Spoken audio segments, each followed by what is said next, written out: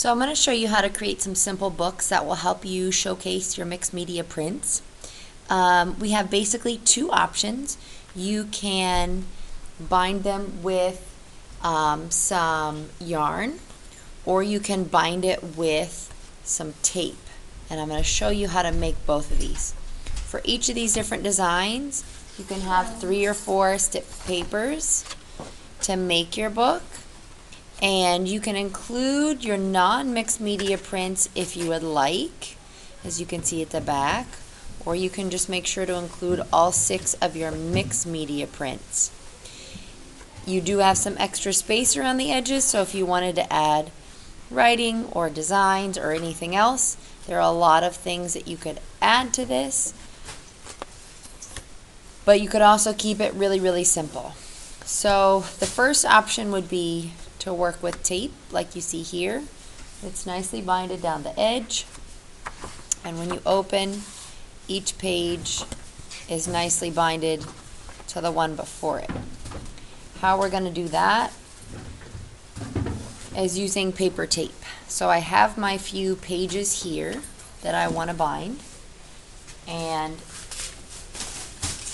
I need to make sure that my tape is the right length. So it's incredibly long, of course, and wide.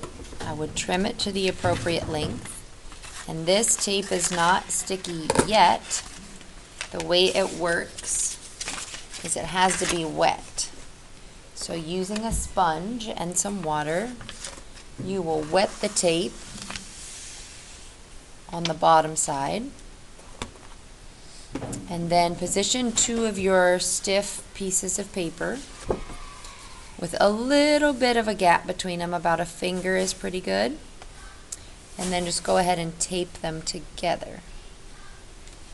So you can move this tape a little bit around while it's still gooey.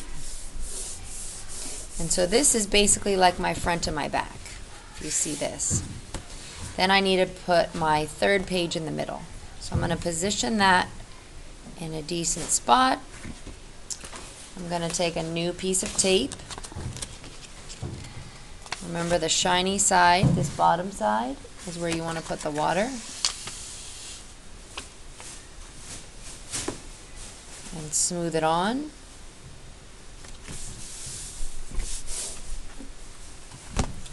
Repeat for my last page, or my last seam rather.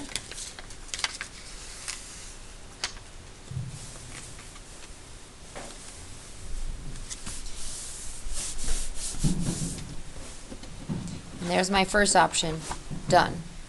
So I can just use tape to bind together 3 pages.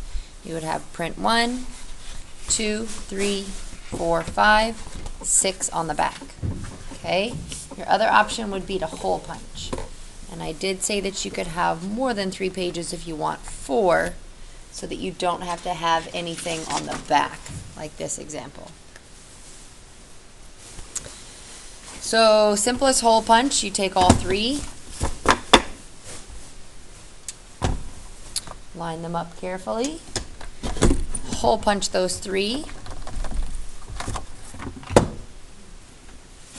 and you can see this one, I just tied a bow through each of those loops.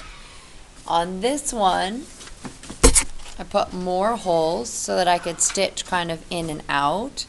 So the way that you do that using the same 3-hole punch is just shift where your holes are punching. So you can have them really close together, like so. Or you can keep making them further and further apart. It's totally up to you. You could make some kind of pattern or design.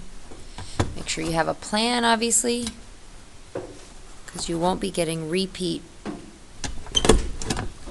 thick papers. So this is kind of neat. And then you can use a yarn needle if you like, or you can just use your finger to feed these yarns through the holes. Now I could tie them all in bows. I could start feeding this yarn through the holes and make some kind of design. But the end result obviously would be, if it was bound together, then I can open this book and everything stays in place. like it's supposed to. So that is your goal, to make your book that showcases your mixed media prints. Again, you can hole punch and bind it with string, or you can use tape to bind it together. And that's 3 or 4 of these stiff pieces of paper in a color of your choice. You have to include all 6 of those mixed media prints, but you can choose to include some of the non-mixed media, your perfect prints, if you want. And remember, you can always go above and beyond by adding writing or design.